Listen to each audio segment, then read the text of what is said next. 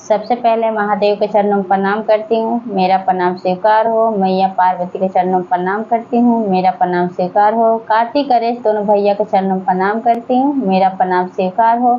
सभी देवी दुर्गा के चरणों में प्रणाम करती हूँ, मेरा प्रणाम स्वीकार हो। आप सभी गुरु भाई बहन के चरणों में प्रणाम करती हूँ और महादेव से दया मांगती हूँ कि हे महादेव, जितने मेरे गुरु भाई बहन हैं सब पे दया कीजिए, पल पल दया कीजिए। आज मैं जो कथा आप लोग को सुनाने जा रही हूँ, सावन कांवर स्पेशल शिव चर्चा कथा सुनाने जा रही हूँ। कथा बहुत सुंदर है, शुरू से अंत तक सुनिएगा और कथा अच्छा लगे तो मेरे वीडियो को लाइक कीजिए। अगर आप लोग नए हैं तो चैनल को सब्सक्राइब कीजिए, घंटी के निशान को जरूर प्रेस कीजिए ताकि कोई भी हम कथा डालें तो आप लोग के पास आसानी से पहुँचे।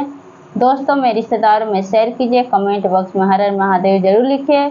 गुरु भाई बहन, आप लोग से हाथ जोड़ के निवेदन करती हूँ कि आप लोग के साथ से, आप लोग के सपोर्ट से ही महादेव का चर्चा और शिव शिष्या तक पहुँचे। तो वीडियो को ज़्यादा से ज़्यादा लाइक कीजिए और ज़्यादा से ज़्यादा शेयर कीजिए, क्योंकि भगवान का नाम बोलने से, लिखने से, सुनने से सारी कष्ट, सारी परेशानियां दूर होती है। तो चलिए ज़्यादा बात नहीं करते हुए कथा शुरू करती हूँ। एक गांव में छोटू अपने माता पिता के साथ रहता था और छोटू जब देखता कि सावन का महीना आ गया है और सावन के महीने में सब लोग कांवर लेके जा रहे हैं, तो छोटू का भी मन करता था कि मैं भी महादेव का जल चढ़ाने के लिए देवघर में भी जाऊं कांवर लेके। अब छोटू के दोस्त सब तैयार होते हैं जाने के लिए देवघर। तो छोटू अपने माँ से कहता है कि माँ, मैं भी जाऊंगा इस बार कांवर लेके देवघर जल डालने के लिए।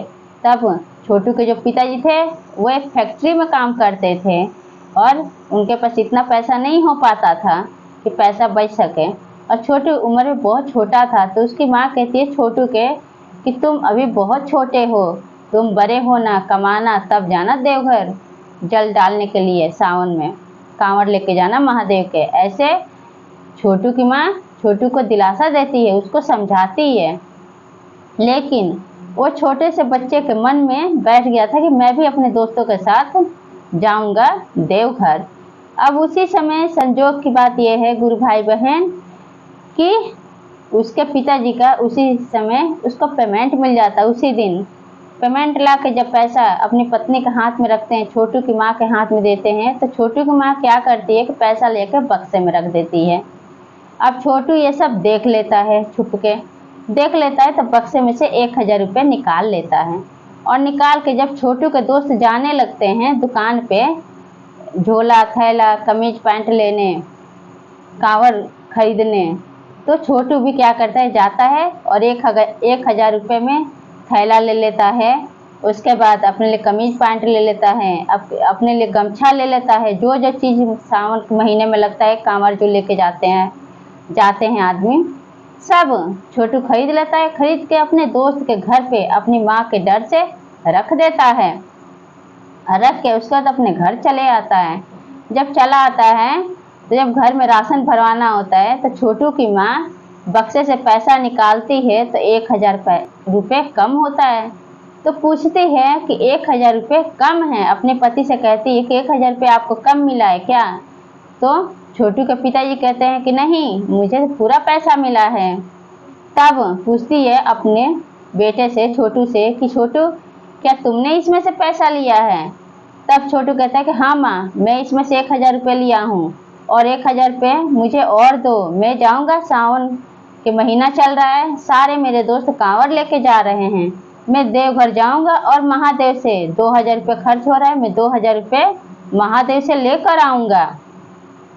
तब कहती है छोटू की माँ कि अब तुमने इसमें से 1000 रुपये ले लिए, तो अब मैं घर का राशन नहीं भराऊंगी और अब मैं तुम लोग को मजा चिखाऊंगी। तब छोटू के पिताजी कहते हैं कि छोटू का जाने का मन कर रहा है तो जाने दीजिए, उसको 1000 रुपये और दे दीजिए, क्योंकि कहते हैं कि बच्चा जो होता है भगवान का रूप होता है, कोई चीज़ के लिए मना नहीं करना चाहिए।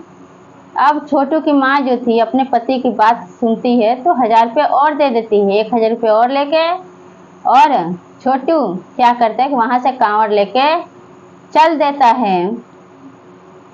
तो छोटू जब कांवर लेकर अपने दोस्तों के साथ चल देता है तो उसी बीच छोटू और उसके दोस्त सब भजन गाने लगते हैं कि छोटुआ चलल झुनुर मुनुर झुनुर मुनुर, कांवर बजे टुनुर मुनुर टुनुर मुनुर, घुंघरू बजे झुनुर मुनुर झुनुर मुनुर। अब ऐसे भजन गा के जब छोटू उसके दोस्त चलने लगते हैं, चलते चलते चलते चलते जब देवघर पहुंचते हैं तो वहां पे भक्तों की भीड़, लाइन बहुत बड़ी लाइन लगी रहती, इतनी भीड़ लगी है। और सब लोग उस छोटू को, इतना छोटा था छोटू की, सब देख के उसके भक्ति को सब खुश हो जाते हैं और सब जल डाल देते हैं देवघर महादेव के ऊपर। और छोटू जल डालने के बाद उसके सारे दोस्त घर वापस हो जाते हैं, आ जाते हैं, लेकिन छोटू वहीं पे बैठ जाता है देवघर के दरवाजे पे ही जल डाल के। अब ये सब देखते ही मैया पार्वती महादेव कैलाश पर्वत पे सब देख रहे होते हैं और कहता है छोटू महादेव से शिवलिंग के सामने बैठ के कि महादेव आपके पास में आया हूँ कांवर लेके, सावन में इतना दूर से चल के आया हूँ, मेरा 2000 रुपये खर्च हुआ है, मुझे आप 2000 रुपये दे दीजिए, नहीं तो मेरी मम्मी मुझे बहुत मारेगी। अब मुझे 2000 रुपये दे दीजिए, मैं 2000 रुपये लेके जाऊंगा। तब मैया पार्वती कहती है महादेव से कि हे प्रभु, आपका भक्त कितना अनाड़ी है, देखिए 2000 रुपये खर्च किया है तो कह रहे कि महादेव हमें 2000 रुपये दे दीजिए, नहीं तो मेरी मम्मी मुझे बहुत मारेगी।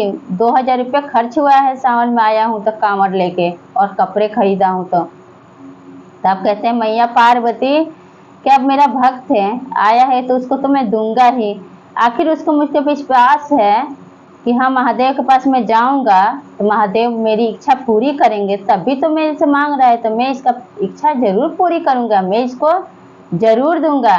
क्योंकि जिस पे विश्वास होता है, जिसके मन में होता है कि हाँ इस इंसान के पास जाऊंगा ये बिगड़ा हुआ काम बन जाएगा, तो उसी से तो इंसान मांगता है, तो मैं इसको जरूर दूंगा। फिर महादेव वहां से चले आते हैं, बूढ़ा का रूप धारण करके देवघर पहुंच जाते हैं। अब दरवाजे के बाहर बैठा जो छोटू था, अब महादेव कैसे कह रहा था बातें सारी। अब क्या होता है गुरु भाई बहन कि अब जो बूढ़े बाबा थे तो कहते हैं कि बताओ तुमको क्या चाहिए, तुम किस लिए यहाँ बैठे हो, बहुत रात हो गया था। तब छोटू कहता है कि मुझे महादेव से 2000 रुपये चाहिए, क्योंकि मैं जो राशन का पैसा मिला था, मेरे पापा फैक्ट्री में काम करते हैं, पैसा मिला था तो मैं 2000 रुपये खर्च करके यहाँ तक आया हूँ, सावन में कांवड़ लेके आया हूँ, तो अब कपड़े भी खरीदा हूँ, 2000 रुपये खर्चा हुआ है, तो आप महादेव से मुझे 2000 रुपये दिला दीजिए।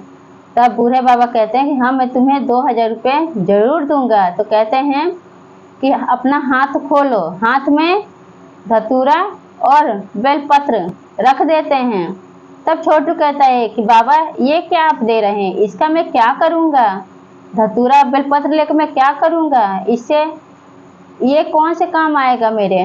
तब कहते हैं जो बूढ़े बाबा थे महादेव कहते हैं इसको लेकर जाओ और जाके बक्से में जहाँ पे पैसा रखती होगी तुम्हारी माँ, उसी में रख देना और किसी से मत बताना और किसी से कहना भी मत कि तुम क्या रखे। और अगले दिन तुम बक्सा खोल के अपना जो भी पैसा हुआ अपनी माँ को दे देना। तब गुरु भाई बहन अब छोटू हाथ में बंद करके लेके चला आता है तो दरवाजे के बाहर जब उसकी माँ देखती है छोटू को कि छोटू आ गया है, तो पूछती है कि क्या तुम 2000 रुपये लेकर आए। तो छोटू कहता है कि हाँ माँ मैं 2000 रुपये लेकर आया हूँ, महादेव मुझे 2000 रुपये दिए हैं, मैं कल आपको दूंगा।